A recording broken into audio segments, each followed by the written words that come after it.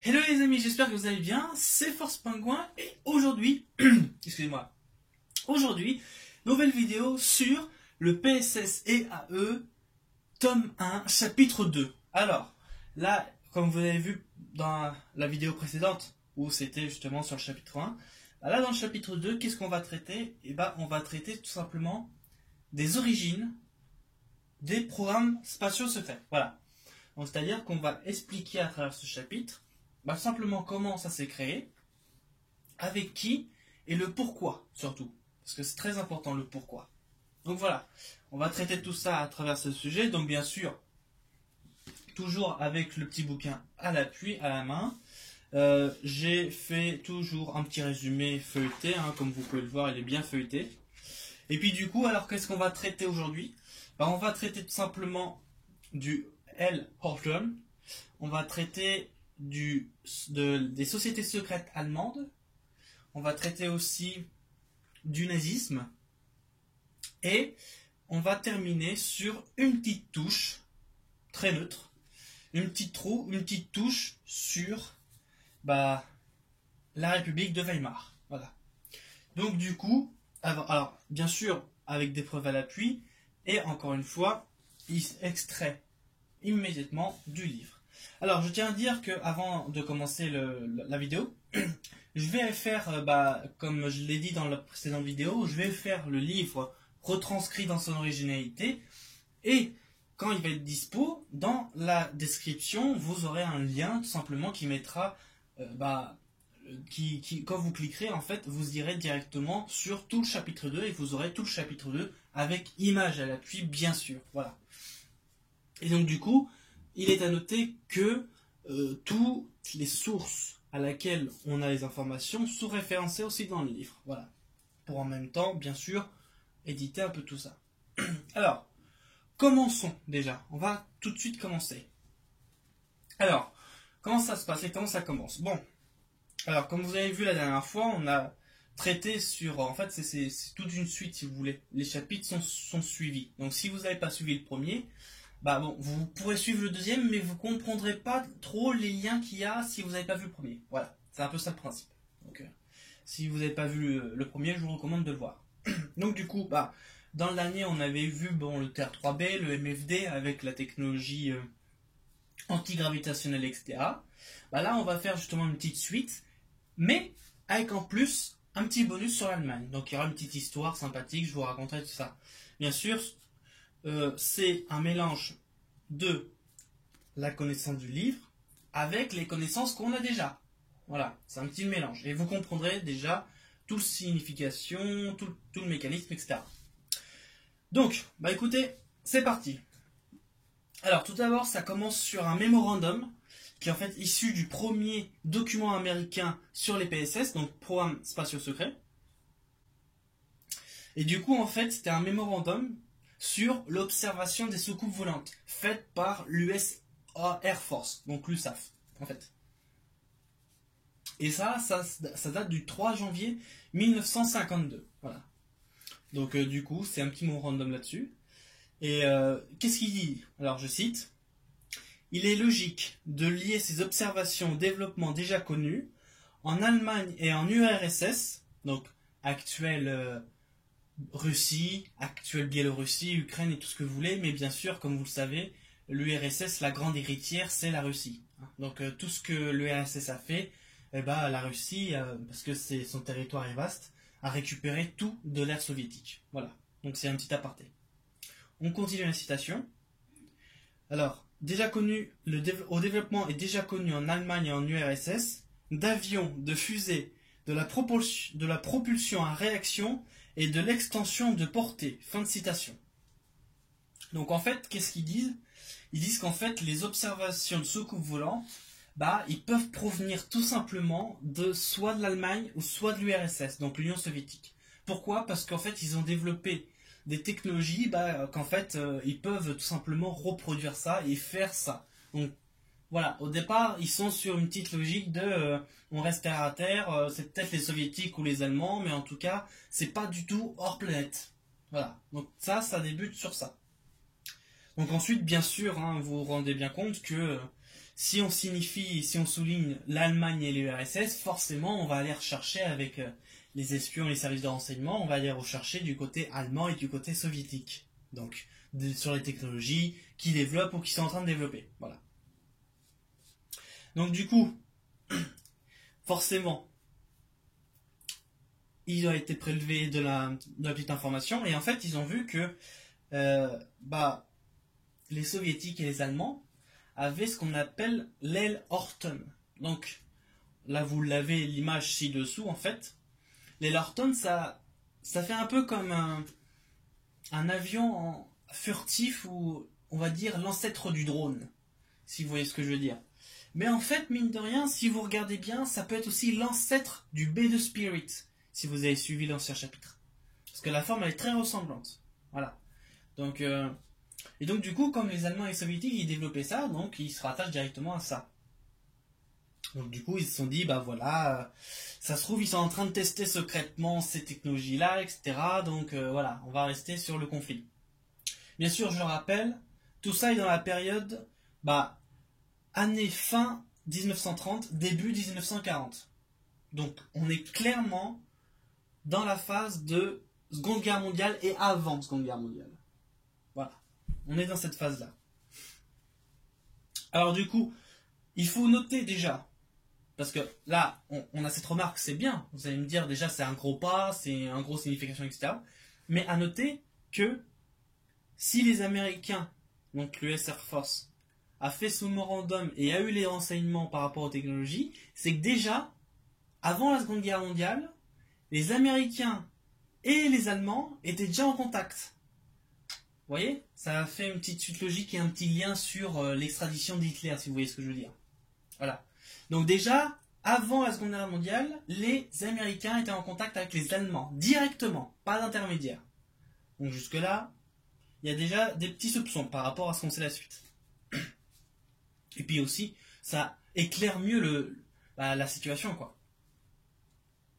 Donc du coup, effectivement, l'USAF, donc l'US Air Force si vous voulez, donc l'USAF c'est pour voilà, déjà à cette époque-là, ils employaient le terme de objet volant inhabituel ou objet volant non identifié. Donc c'est vous dire déjà, on a l'impression qu'en fait c'est déjà tout préparé le truc. Vous voyez ce que je veux dire? On a l'impression qu'ils disent ça, mais en même temps, ils ont préparé leur coup. Ça se trouve, ils sont peut-être en train de faire des trucs avec les extraterrestres, on ne sait pas. Enfin voilà. Déjà, à cette époque-là, ils commençaient à employer ces termes-là. Donc, après, bien sûr, d'où est venu le mot ovni. Et puis, ovni en anglais, ça donne UFO, ou ufologue, hein, vous connaissez la suite. Donc voilà. Alors, bien sûr, il faut quand même préciser que dans l'US Air Force, donc qui est l'armée aérienne des États-Unis, il y a des pilotes. Et forcément, on est allé rechercher sur les pilotes qui pouvaient avoir quelques petites descriptions détaillées sur ces objets qu'ils ont vus, etc. Donc, bien sûr, on reste encore que les Américains pensent que c'est les Soviétiques et les Allemands qui ont ces technologies-là. Bon. Et du coup, pour citer une description détaillée d'un pilote de l'US Air Force, alors le nom du pilote c'est Kenneth R. Arnold. Voilà, donc je cite: le ciel et l'air étaient clairs comme du cristal.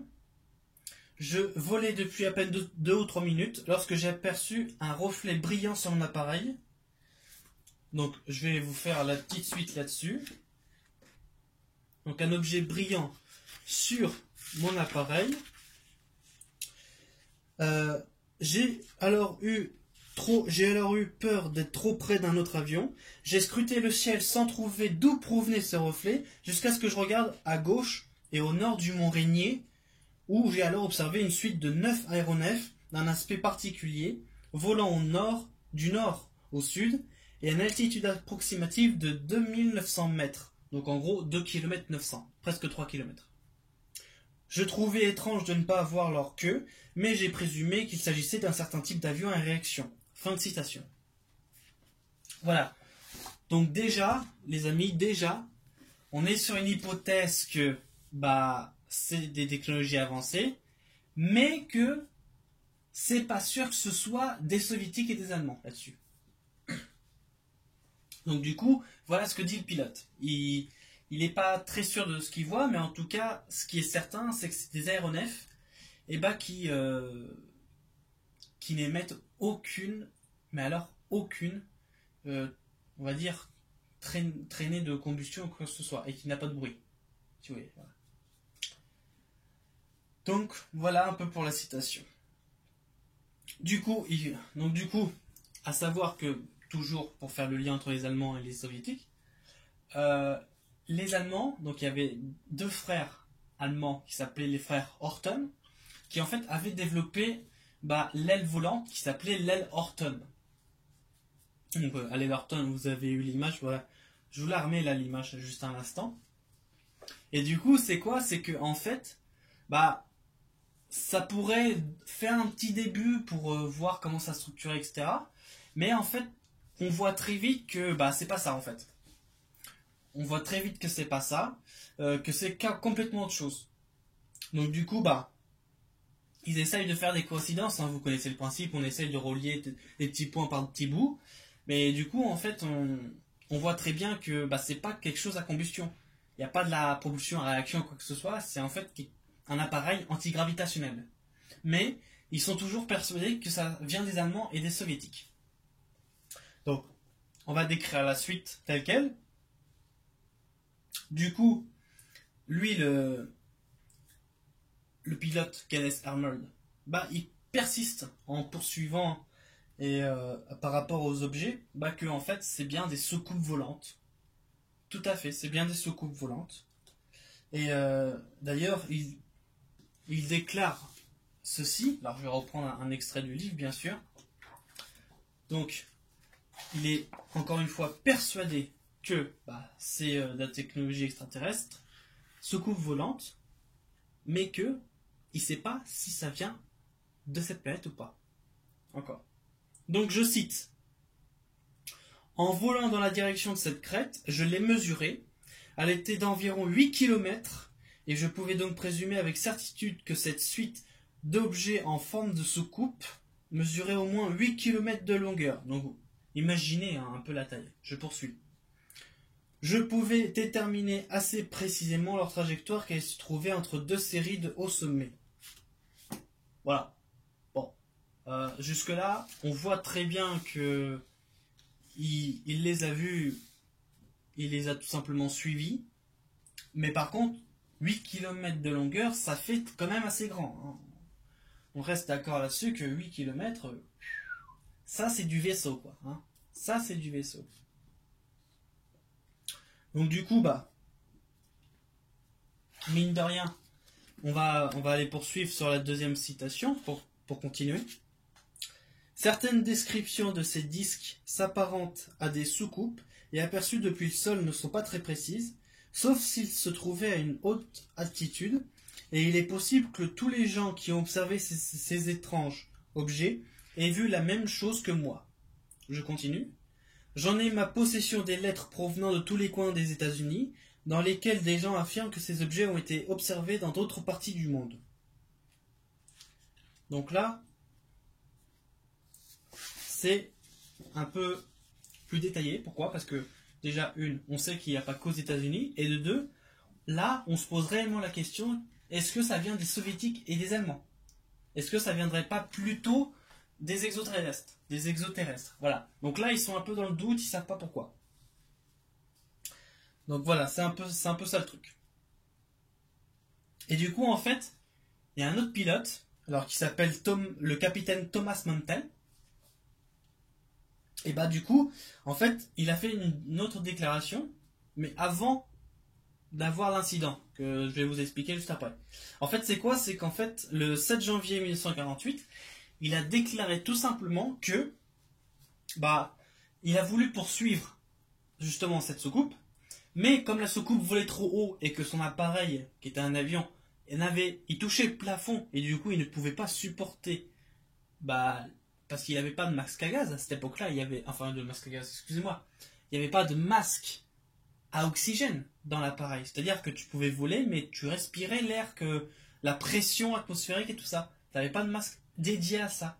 Donc du coup, t'imagines bien que, vu que la soucoupe vole haut, lui, il voulait le poursuivre, donc du coup, bah, il va voler haut, certes, mais l'appareil n'étant pas disposé à dépasser le plafond, du coup, et lui, en manque d'oxygène, donc du coup, qu'est-ce qu'il va faire? Il va simplement perdre connaissance, et l'appareil va se cracher tout doucement, et c'est pour ça que du coup, en fait, eh ben, ils ne pouvaient pas tout simplement le suivre, parce qu'ils n'étaient pas encore équipés à cette époque-là.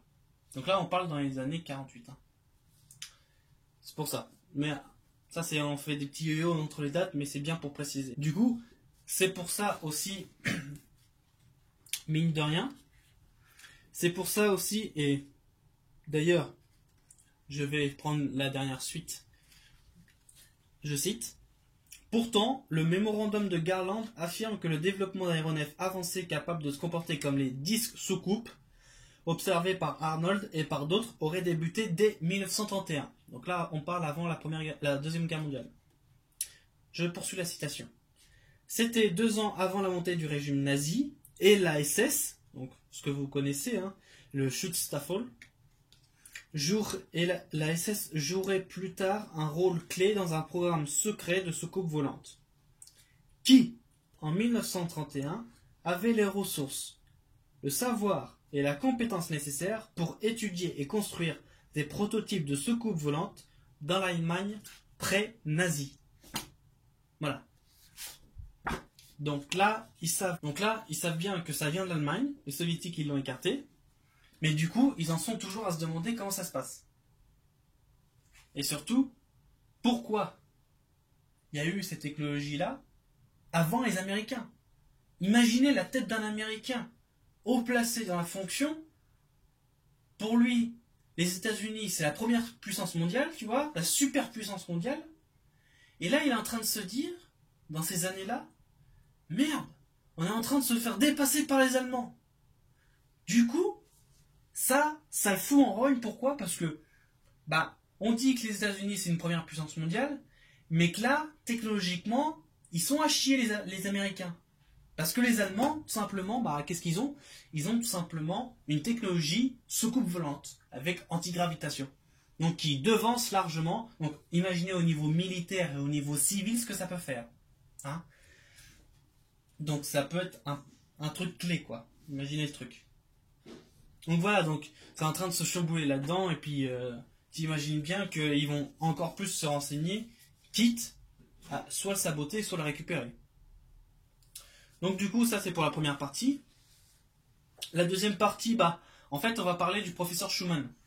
Donc, je ne sais pas si vous connaissez le professeur Schumann, mais ça a été un scientifique allemand qui, il a adopté l'idéologie nazie. Mais c'est surtout qu'en fait, il a joué un rôle clé pour les découvertes de technologie. Et d'ailleurs, on va en parler ci-dessous. Alors, il y a aussi, on va pas en parler, mais juste faire une brève liaison. C'est avec le colonel Himmler, si vous connaissez bien sûr.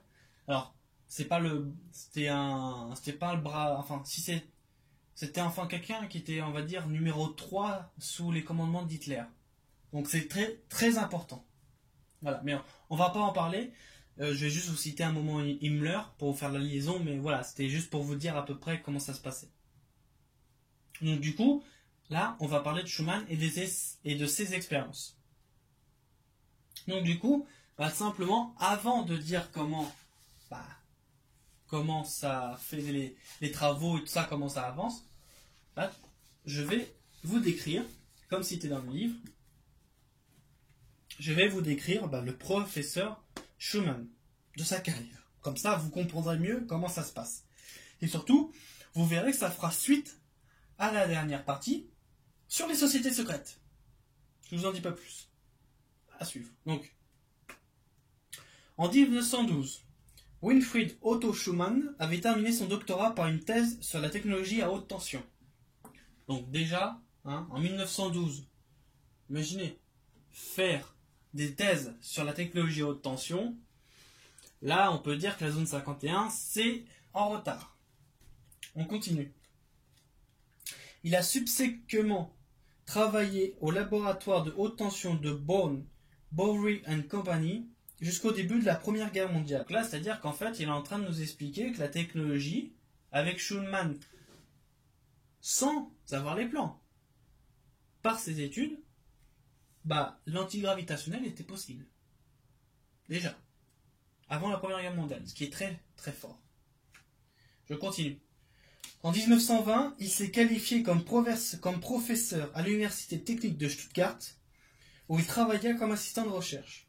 Peu de temps après, il s'est vu offrir un poste de professeur à l'Université d'Iéna, où il est resté jusqu'en 1924. Il a alors accepté d'enseigner à plein temps à l'Université technique de Munich. Notez bien ça, retenez bien ça. À l'Université technique de Munich comme directeur du laboratoire d'électrophysique, où il est resté jusqu'à sa retraite en 1961. Le laboratoire est devenu plus tard l'Institut d'électrophysique. Mais, et là c'est très important les amis, il faut bien retenir que du coup il a enseigné à plein temps à l'Université technique de Munich et qu'il était directeur, donc en fait il avait un laboratoire. C'est-à-dire qu'il pouvait faire n'importe quelle expérience.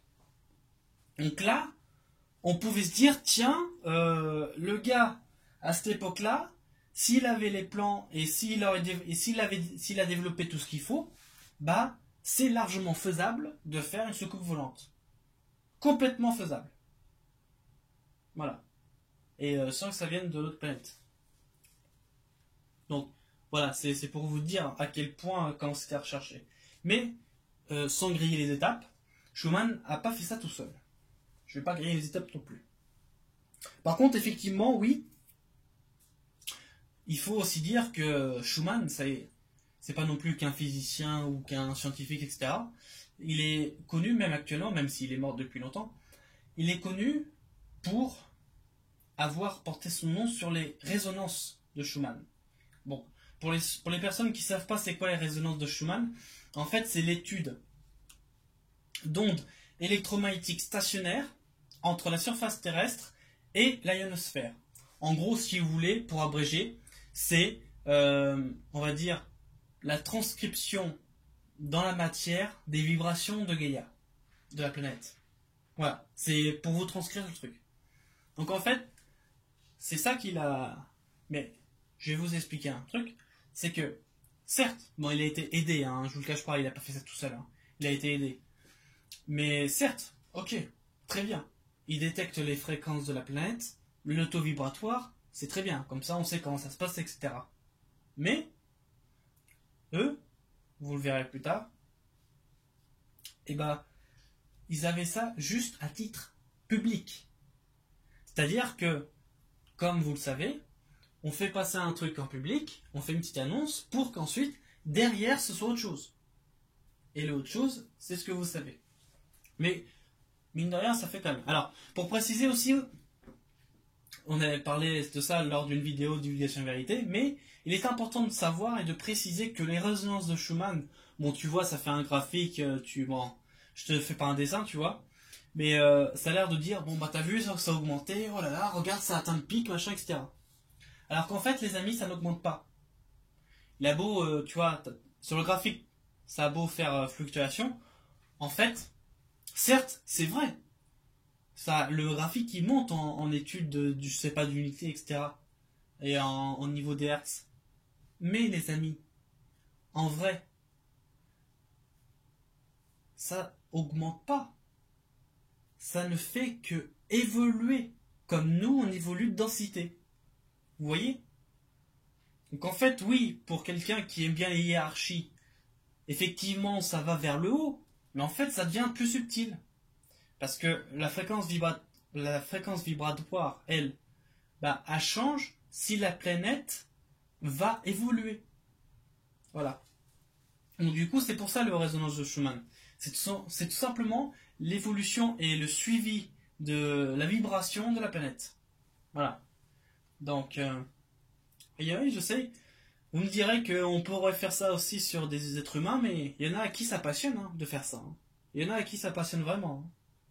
Mais enfin. Il en est-il que c'est quand même un outil de plus pour nous. Pourquoi? Parce que ça démontre au monde entier, tu sais, pour les cartésiens, que du coup, en fait, tout ce qui est vibration, tout ça, bah voilà, tu ressors les résonances de Schumann, le gars il va te dire ok, il va pas du tout remettre en question ça. Personne va remettre en question. Voilà à peu près pour tout ça. Donc, alors, pour reprendre dans le chapitre 1, on avait parlé, vous savez, du B2 Spirit avec le antigravité, tout ça. Bon. Mais, le lien avec Schumann, c'est qu'en fait, il l'a développé. Mais ça, le B2 Spirit, ça a été le successeur. Parce que Schumann, avec d'autres personnes, il a fait une navette que je vais vous raconter juste après. Mais après, bien sûr, avec Paperclip, donc c'est l'opération sur laquelle les Allemands nazis, donc l'élite nazie, a été recrutée aux États-Unis pour faire, on va dire, redémarrer l'industrie aéronautique américaine. Et du coup, bah, mine de rien, le Schumann a été sélectionné, sollicité par l'US Air Force, et du coup, bah, après, il est allé aux États-Unis. Bon, Hitler est allé en Argentine avant d'aller aux États-Unis, mais néanmoins, ça prouve que tout ce qu'ont fait les nazis, les Américains l'ont récupéré. Donc en fait, qu'est-ce qu'ils ont fait? Les Américains, comme toujours, bah, ils ont juste récupéré. Ils n'ont pas cherché à développer le truc. Tu vois, ils ont juste dit, bon bah écoute, toi t'as fait ça, ok, hop, on le prend. Et tu continues à le faire. Un peu comme ils ont fait pour Nikola Tesla, si vous voyez ce que je veux dire. Donc voilà. C'est un peu la même chose. Après, bon, pour faire la suite de Schumann, donc de 1947 à 1948, il a travaillé à une base aérienne qui s'appelle le Wright-Patterson, où en fait c'était tout simplement des projets secrets à son domaine d'expertise. Donc en fait tout ce qui était les navettes à antigravité, tout ça. Enfin, il s'est amusé à faire le joujou, et du coup, depuis ils ont développé le TR-3B. Voilà, tout simplement. Ensuite, pour vous... Ah oui, j'oublie de vous dire. Aujourd'hui, vous pouvez avoir tout ça sur le site de la CIA dans les archives. Vous avez tous les documents qui sont déclassifiés. Maintenant, c'est disponible. Ensuite, en fait, on va parler... Alors là, on a parlé de Schumann et tout. Maintenant, on va parler des premiers prototypes. Donc, en fait, pour répondre à la première question de est-ce que c'est les... tu vois? Donc là, ils sont en fait... Pour faire continuer la suite, là, ils sont persuadés, les Américains, que c'est les Allemands. Mais du coup, ils creusent quand même pour savoir, ok, c'est Schumann, mais vraiment, d'où vient l'idée? Est-ce que ça vient de Schumann? Est-ce que ça vient pas de quelqu'un d'autre? Ou est-ce que ça vient pas directement des Allemands tout court? Voilà, ils sont en train de encore creuser là-dedans, etc. Et nous, tout naturellement, on va être aussi attirés à savoir le pourquoi du comment. On a le comment, on n'a pas le pourquoi, et du coup, on va aller sur le pourquoi. Alors du coup, là, on va parler des premiers prototypes de scoop volante. Donc, c'est-à-dire qu'en fait, ça a été des premiers essais et on va dire des modèles démo de scoop volante, mais en Allemagne. Bien sûr, tout cela aidé par les sociétés secrètes allemandes, à toujours préciser. Alors, bien sûr, pour les sociétés secrètes, on va le faire juste après. J'en ai encore un autre papier, bien sûr, mais on va le faire juste après. Hein. Ça va aller très très vite. Alors du coup, en fait, tout simplement, on va parler de la société du vril. Parce que, bon, tout le monde connaît, vous savez, comment ça s'appelle?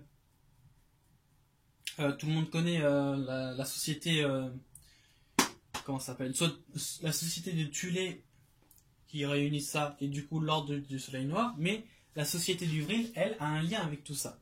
La société de vril, ça a été créé par Maria Orsic en 1919, mais attention, on va pas gruger les étapes non plus.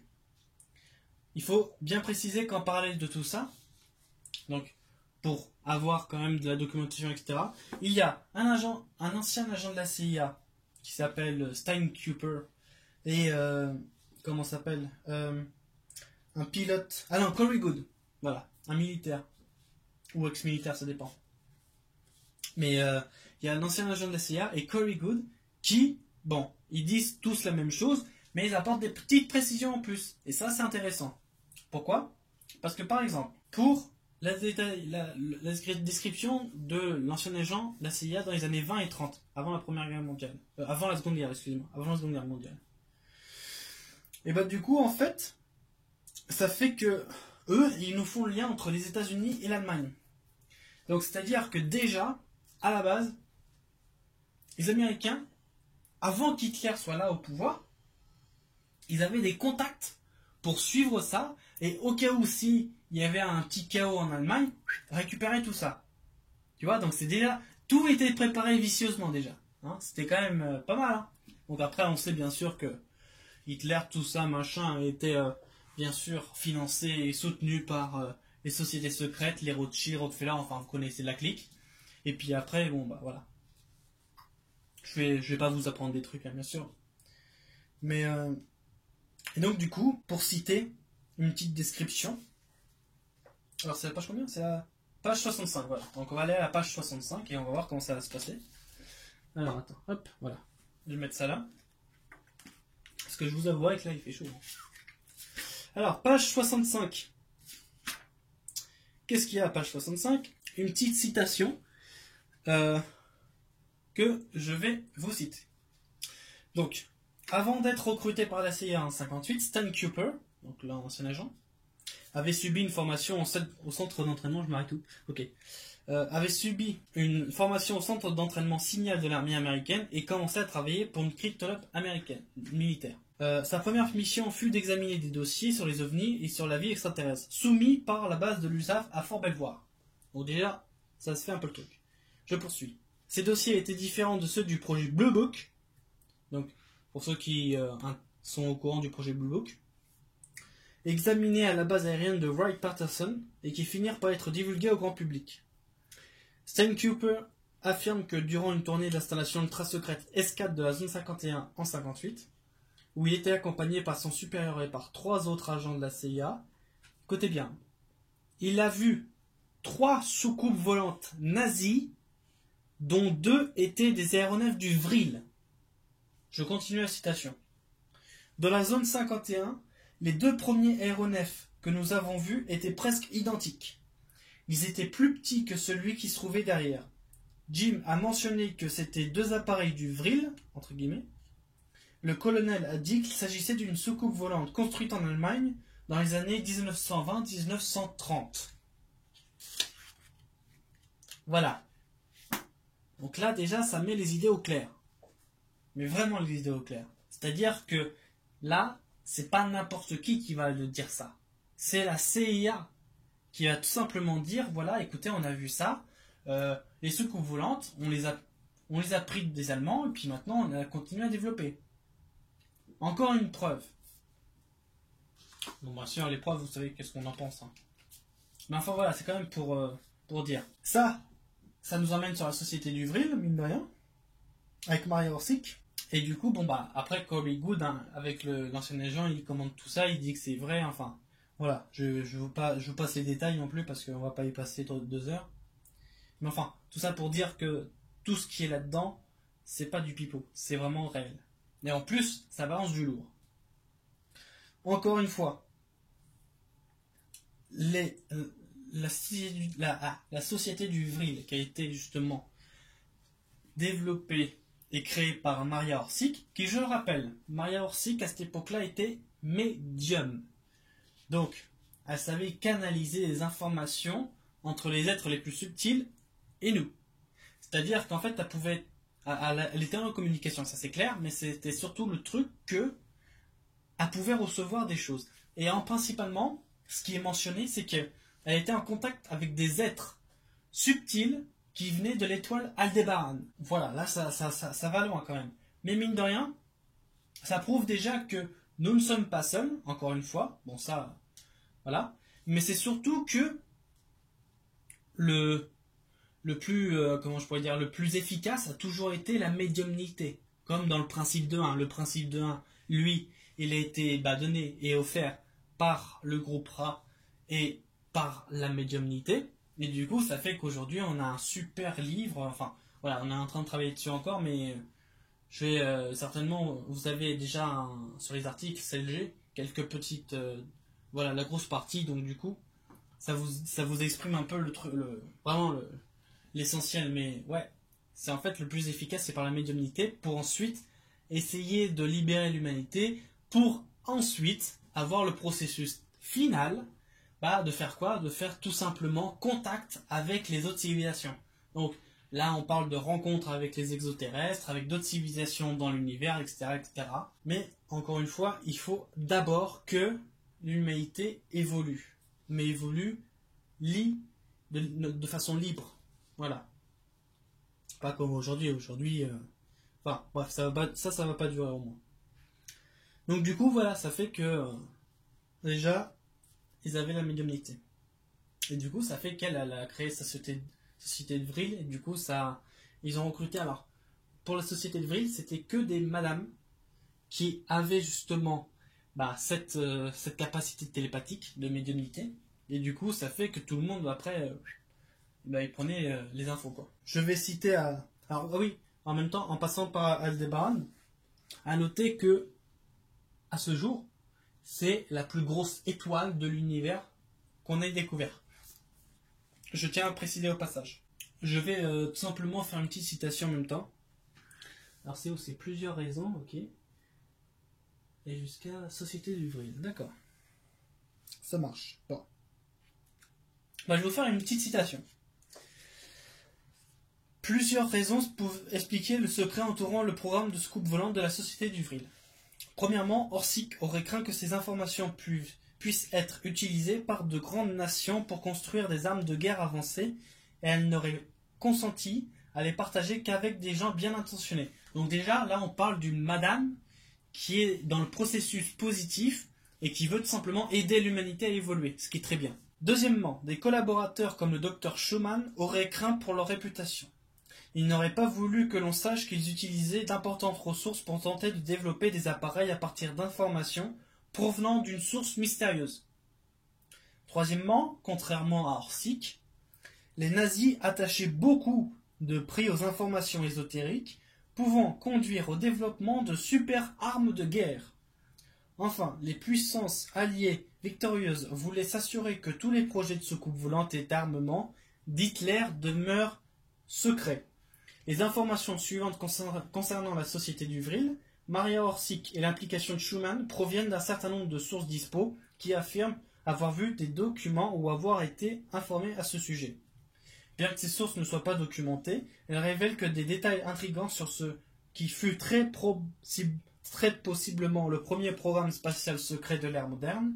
Ces sources corroborent avec les informations de Good concernant Orsic et le programme secret de soucoupe volante de la Société du Vril. Donc là, clairement, c'est quoi? Est né le premier programme spatial secret. Voilà, c'est en Allemagne. Très clairement. En plus de ça, on découvre quoi? Que Maria Orsic, voilà la photo d'ailleurs que vous voyez juste ici, là, cette dame, elle est au début bien intentionnée, parce qu'elle veut vraiment faire évoluer l'humanité, elle veut pas que ce soit tomber pour faire une arme de guerre, etc. Oui.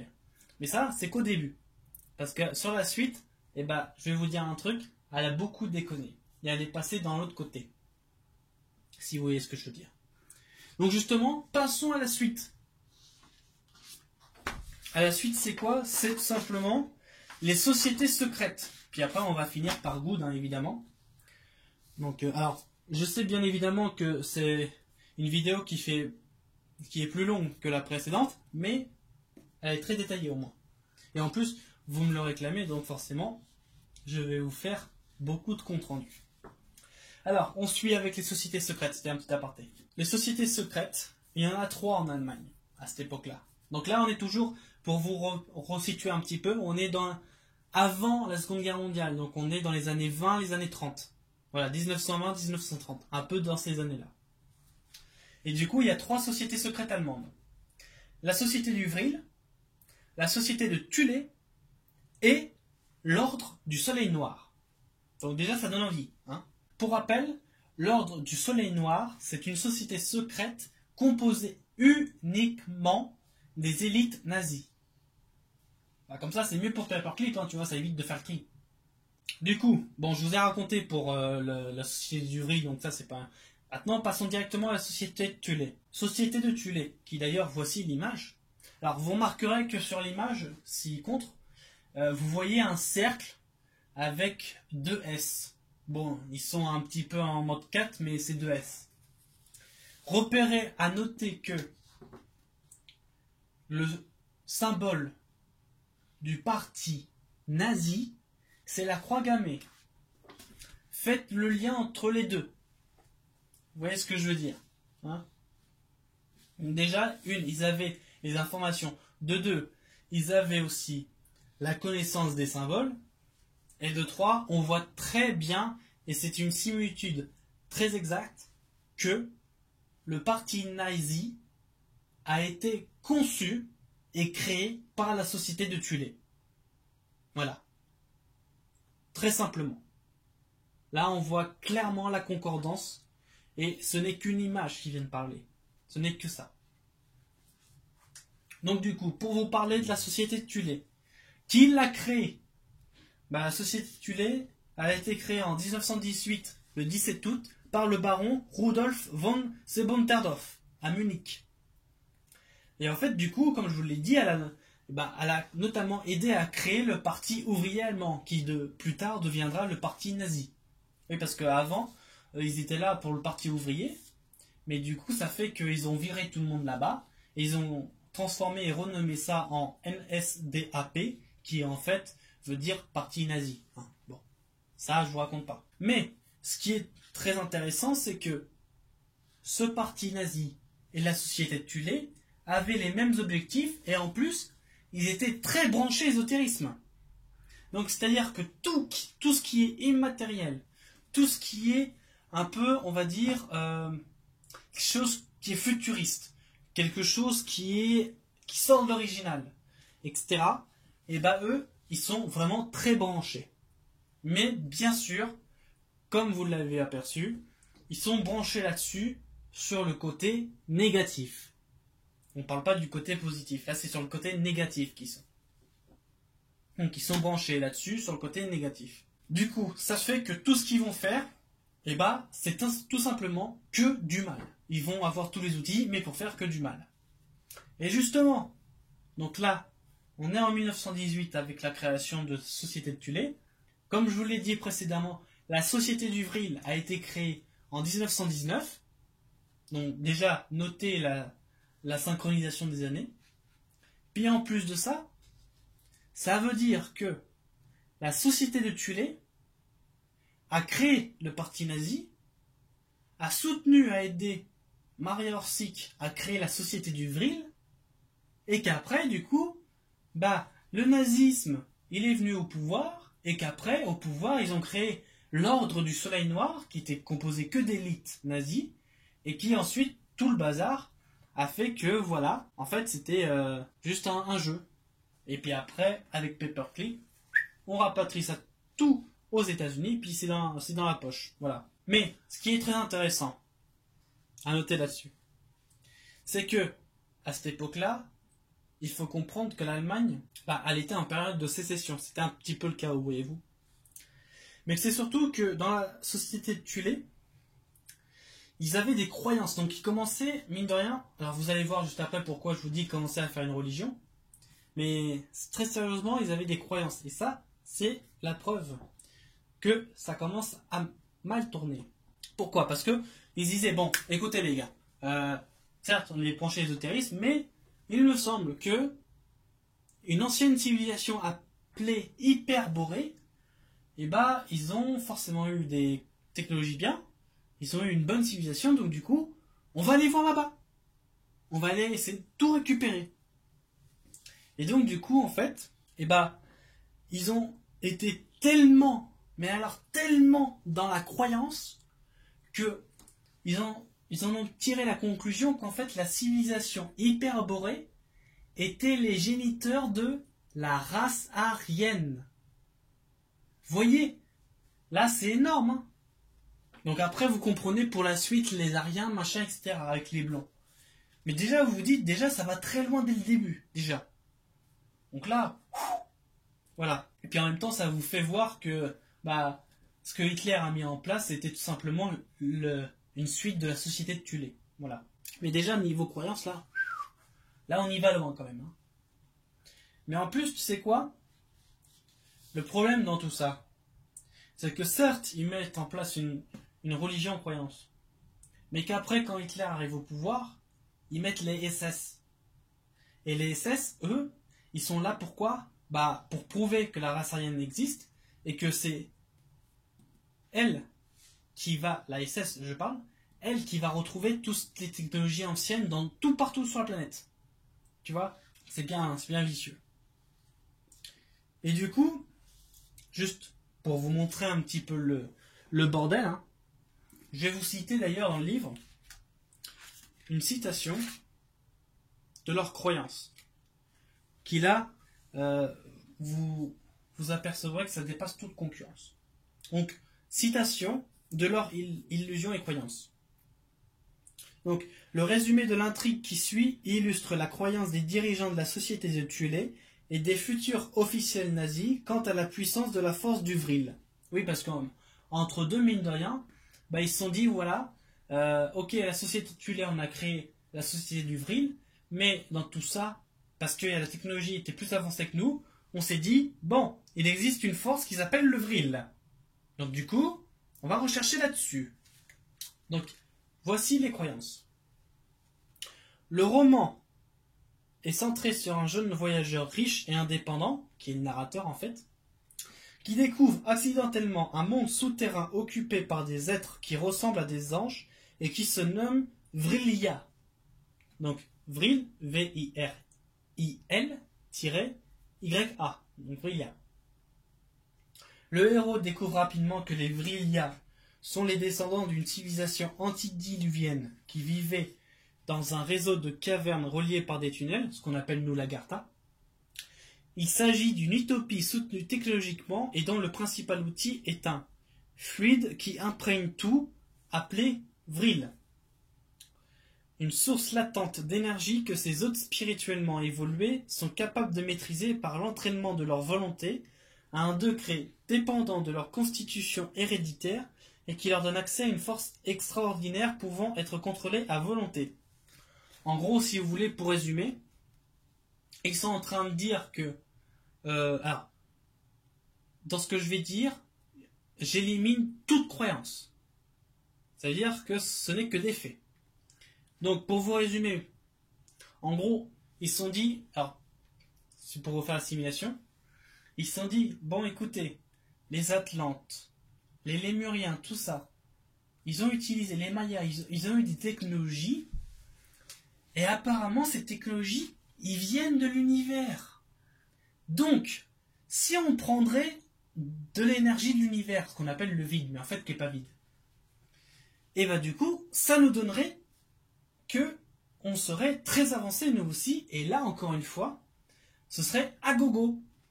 Donc en fait, simplement, ils se sont aperçus que si on prendrait l'énergie du soi-disant vide, et bah on pourrait avoir de l'électricité à gogo. Chose qui est vraie bien sûr, mais en fait c'est ça, mais dans le sens inverse.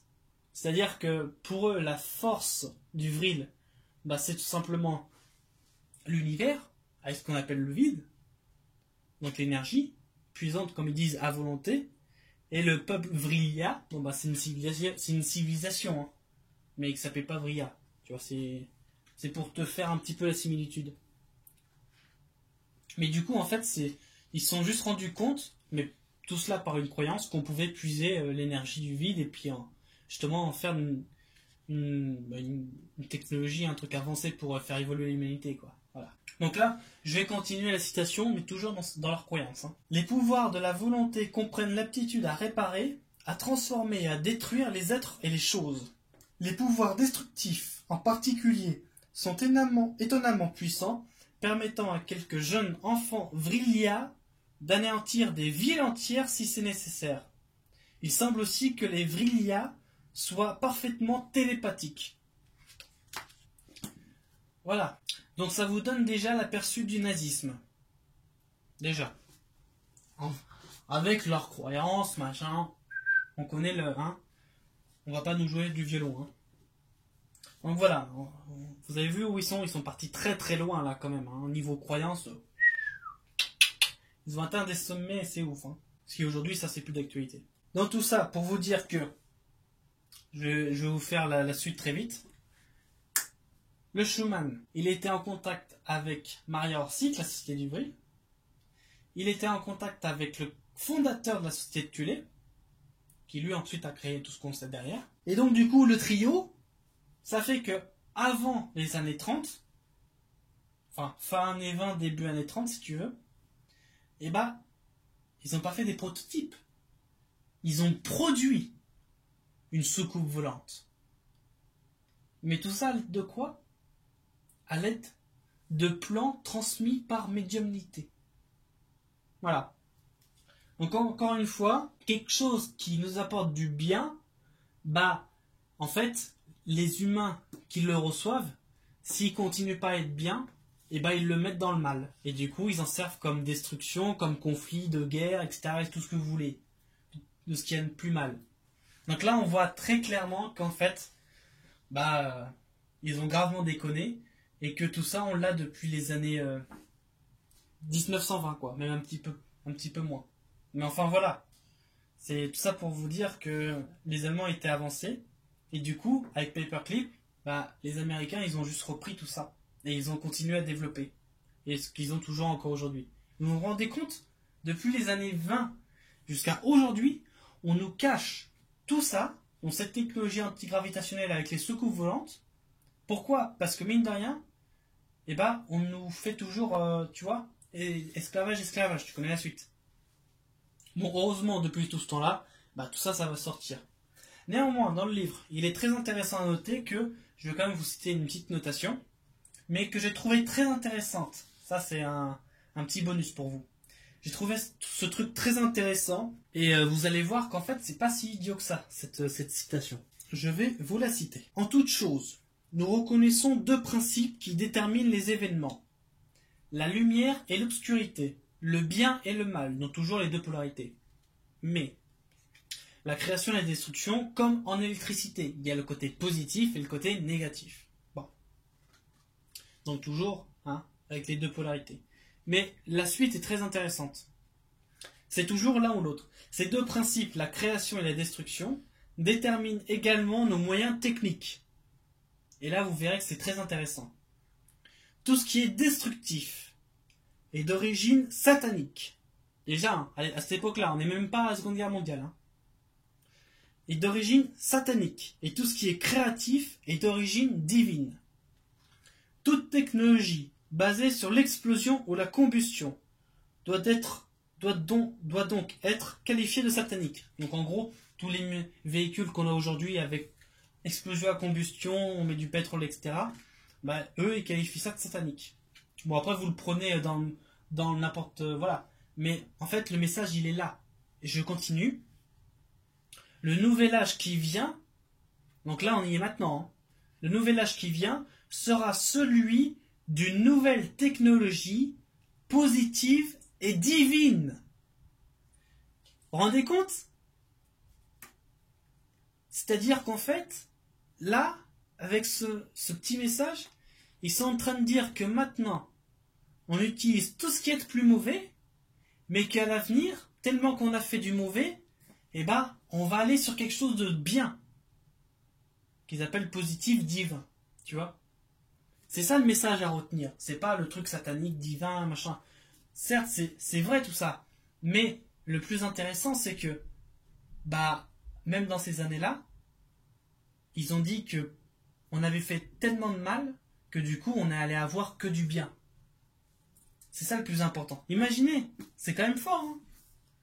Et bah, ça suit ce qu'on dit depuis quelques années maintenant. Mais tu vois, c'est vraiment très très fort. Hein. Ce truc-là. Donc voilà un petit peu.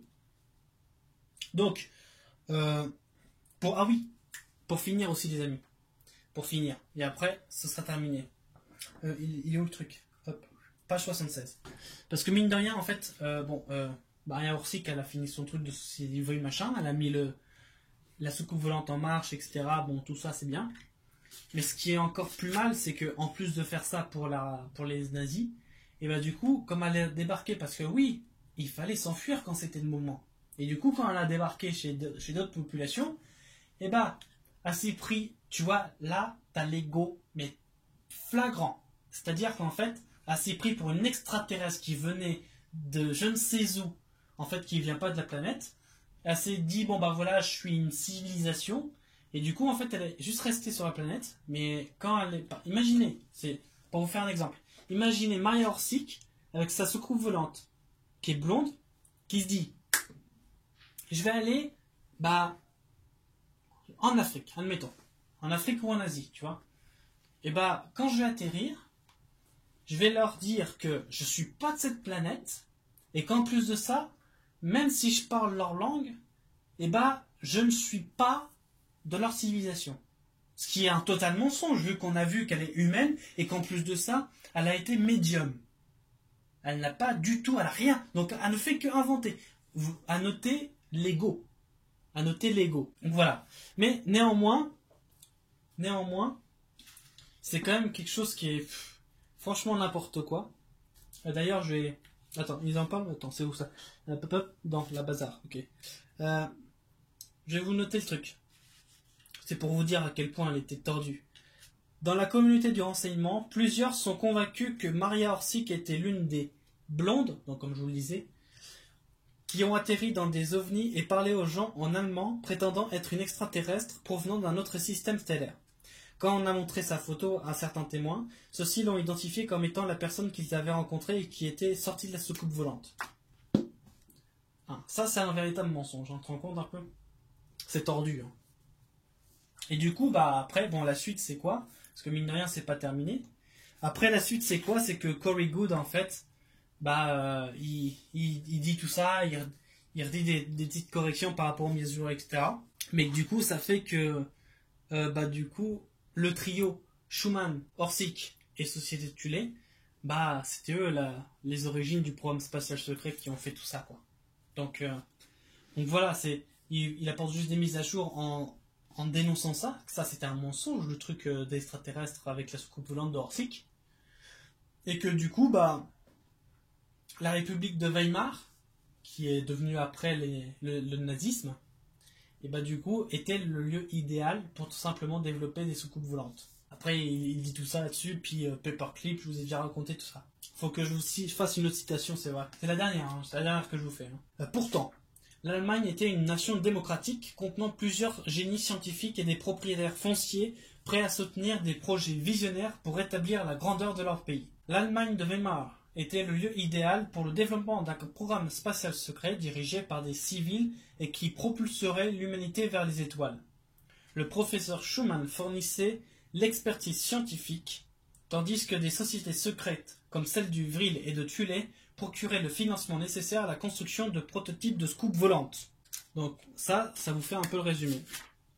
Un peu le résumé sur tout ça, quoi. Voilà. Pour retenir, conclusion, c'est quoi? C'est que on est parti d'un document américain qui a attesté avoir fait une observation d'OVNI. Qui, ensuite, on a appris qu'en fait, c'était tout simplement des soucoupes volantes allemandes qui ont été développées par Société de Tulé, Société du Vril et, pour qu'on ait le tout, Schumann avec. Donc, vous avez le trio. Et du coup, ça fait que, avec ça, ils ont fait des petits développements et que ensuite, après, l'Allemagne nazie s'en passe, etc. Et du coup, les Américains ont récupéré tout ça avec l'opération Paperclip. Et que du coup, après, eux, ils se sont contentés d'une petite retraite aux États-Unis. Voilà. Donc voilà la conclusion de toute cette affaire, bien sûr. Vous noterez bien sûr que, encore une fois, quelque chose qui est offert et qui est, on va dire, dans la manière positive d'aider l'humanité, si t'as les personnes qui sont pas dans ce truc-là, forcément, ils vont aller dans le mauvais sens, quoi. Polarité négative. Enfin voilà, ça vous donne vraiment un grand aperçu bien constructif et détaillé. Sur ce, les amis, écoutez, j'espère que vous avez adoré cette vidéo, le chapitre 2. J'espère que ça vous a plu. En tout cas, je sais très bien que vous êtes vraiment, mais alors vraiment impatient de retrouver les autres chapitres, ainsi de suite. Je vous cache pas que je suis en train de les lire et que du coup, je fais tout comme ça. Mais néanmoins, j'espère que ça vous a plu. Encore une fois, comme j'ai dit au début de la vidéo, je mettrai le chapitre 2 dans le lien dans la description quand il sera disponible. Donc, s'il est disponible maintenant, allez-y dans la description, hop, cliquez sur le lien et du coup, vous avez l'originalité avec les photos, tout ça. Voilà. Mais, dites-moi dans les commentaires si vous avez aimé la vidéo. Mettez un pouce bleu si vous avez aimé la vidéo, un pouce bleu sur la vidéo. Et Surtout, n'hésitez pas à mettre vos questions dans les commentaires si vous avez une question, quoi que ce soit, etc. Il n'y a pas de problème là-dessus. Sur ce, les amis, je vous souhaite une excellente journée, un excellent week-end. Je vous souhaite bon appétit si vous êtes à table, peu importe où vous êtes dans le monde. On se dit à très vite pour une nouvelle vidéo, chapitre 3 des PSS et AE, tome 1. Et du coup, je vous tiens au courant par rapport à tout ça. Et en vous souhaitant d'être positif et de rester naturel. Petit aparté, n'oubliez pas que nous sommes toujours dans la moisson, donc service d'autrui et tout ce qui s'ensuit. Voilà. Sur ce les amis, je vous souhaite une bonne journée et vous dis à très vite pour la prochaine vidéo. Salut!